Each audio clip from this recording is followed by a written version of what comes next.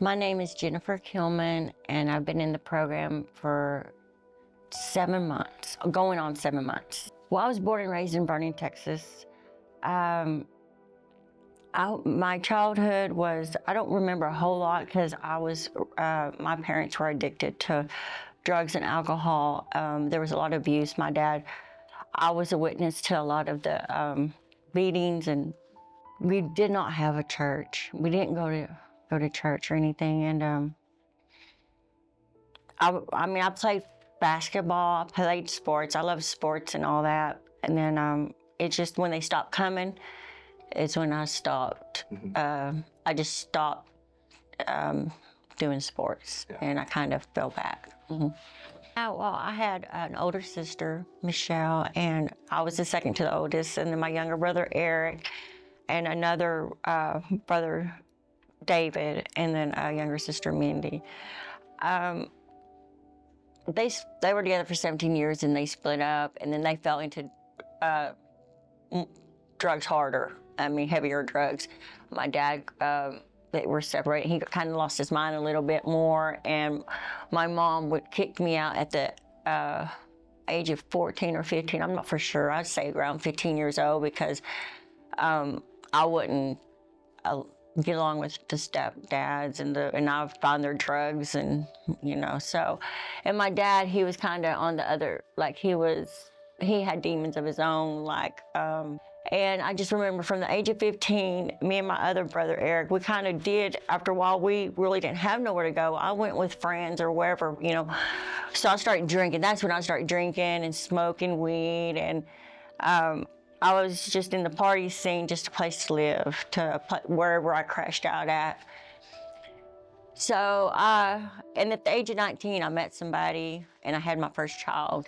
And I moved from Vernon to Big Spring, Texas, and I told myself I'd never go back.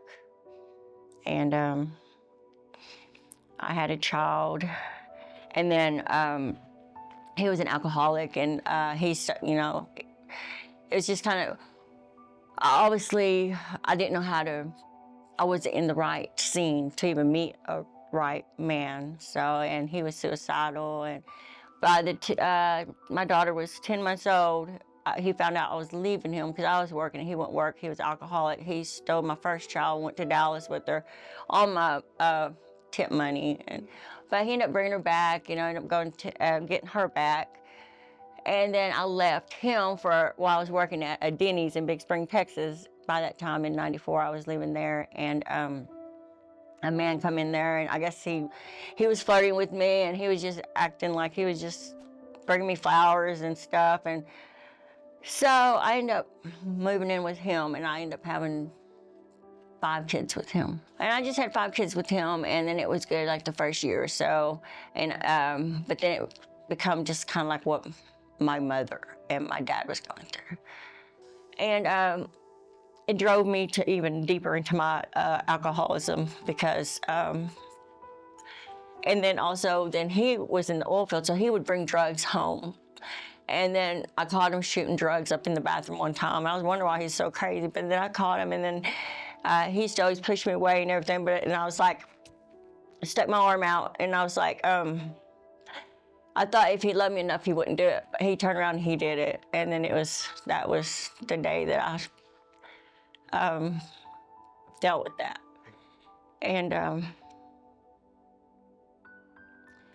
we ended up losing I was pregnant, and I had drugs in my system, the last child. And because it was from '94 to 2003, and I've had, I think it was within the 6, 7 years or 8 years, however long that was, I had 6 kids, and I was barefoot and pregnant with abuse. But I was, between the pregnancies, I was able to stay sober long enough to have the kids. But the last one, it was just always there. I couldn't do it, and ended up going to labor, and they took my child. So I went to, when they took him away, I went to a rehab center in Turning Point in Midland, Odessa.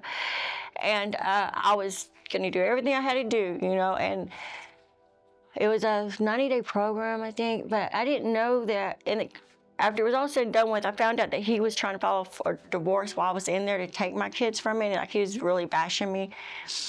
But the day that I was supposed to graduate there, my dad and some people showed up, and they called me in there, and he had got killed in the oil field. So he died. Then they let me out, and then I went to the house, and it was just our house that we built together, and I drank NyQuil and just kept myself asleep for I don't know how long. Just for a long time. It was like beer bottles, but it was NyQuil bottles. And then finally somebody came over and said, you gotta get up, get up.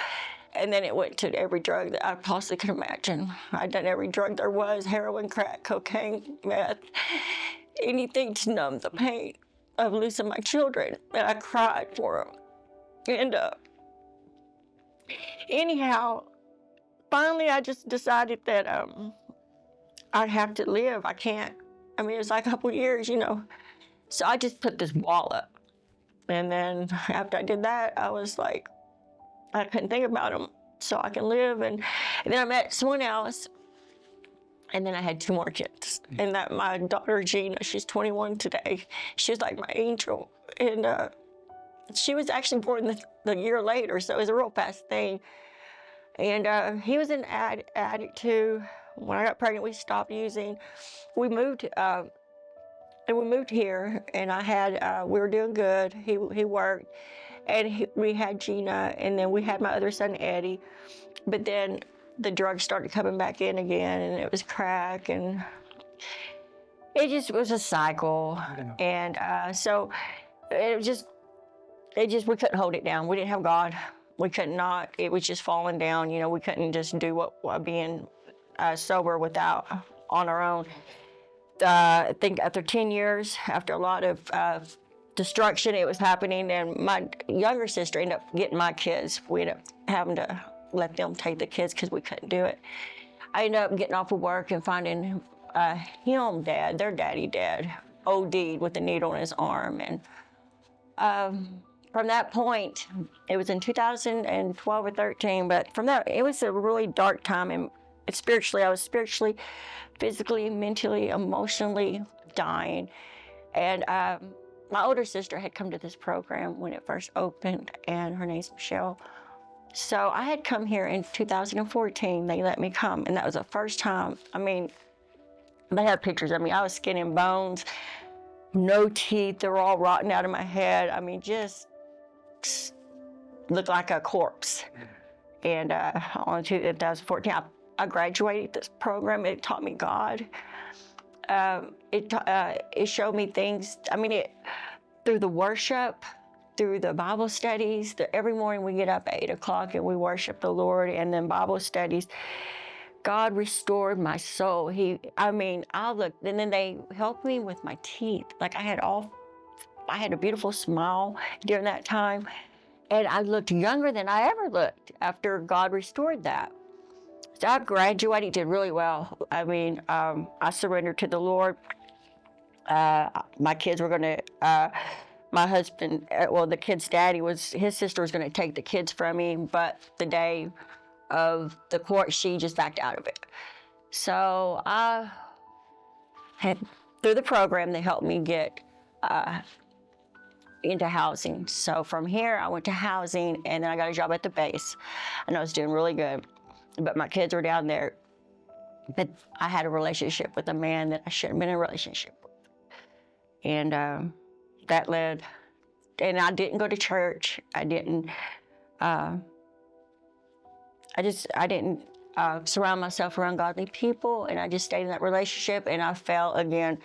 So the last 11 years, it wasn't long that I'd fallen again, but I followed my kids everywhere, and they allowed me to see my kids all the time. I worked, but it was just slowly back into the addiction, just slowly trying to handle it because I didn't go to church. And of course, I had this other relationship that I had been over the phone. It was a guy in prison, and he wasn't quite redeemed from drugs yet. He was still marijuana, and he convinced me. We decided that I was going to bring him some marijuana into the prison. And I was going to church, doing it all. And so I did that, and I got caught. And everything, so the charges were like 21 years in penitentiary. Yeah, so, but through prayer, at the church and everything, and went to court, and they said that they would give me, they weren't going to give me it was just prison time. But the prayer, I believe, I know that helped, and that with me praying, trusting God, then they said they would do a year rehab.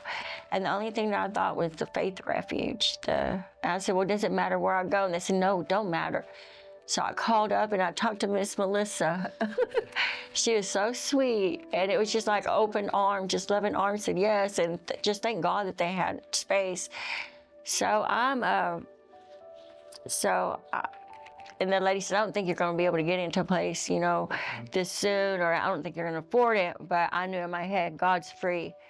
So that's why I'm back here for the second round. And for me, this time I get to work on my relationship and to know God, like my intimacy, and boundaries. They teach boundaries, something that I never knew about. Having a relationship with God is peace. It's joy. The joy of the Lord is my strength. That's something that's really been it's love. When you can love others that no one else can love, or you can not judge people. Having a relationship is praying for somebody instead of judging them, It's waking up in the morning and say, I love you, God, and it makes you feel whole. Like you don't need somebody else. All you need is Him, and He will bring it. It's trust. It's don't worry. It's a sound mind. There's a lot. I like right now is the Romans 8:28. I got it on my arm. Let me get it going here. We know that all things work together for the good to the ones who love the Lord, for the good of those who love God, who are called according to His purpose. Because no matter what happens, no matter what happens to you in your life, that if you look to the Lord, if you just turn to the Lord, if you just surrender, that He'll turn it around for His good, for His glory. I mean, it's supernatural, and He's the greatest.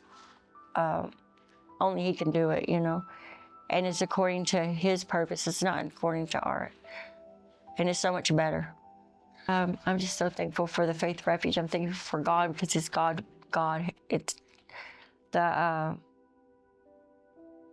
God's doing. It's not man at all. He sends people, He sends the funds, He provides, He does it all. And that's what He'll do in all of our lives if we just surrender.